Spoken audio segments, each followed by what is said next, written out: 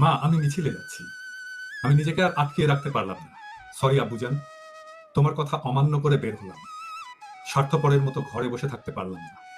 আমাদের ভাইরা আমাদের ভবিষ্যৎ প্রজন্মের জন্য কাফনের কাপড় মাথায় বেঁধে রাজপথে নেমে সংগ্রাম করে যাচ্ছে, অকাতরে নিজেদের জীবন বিসর্জন দিচ্ছে। একটি প্রতিবন্ধী কিশোর, 7 বছরের বাচ্চা, ল্যাংড়া মানুষ যদি সংগ্রামে নামতে পারে, তাহলে আমি কেন বসে থাকবো ঘরে? একদিন তো মরতে হবেই। তাই মৃত্যুর ভয় করে স্বার্থপরের মতো ঘরে বসে না থেকে সংগ্রামে নেমে গুলি খেয়ে বীরের মতো মৃত্যু অধিক শ্রেষ্ঠ। যে অন্যের জন্য নিজের জীবনকে বিলিয়ে দেয়, সেই প্রকৃত মানুষ।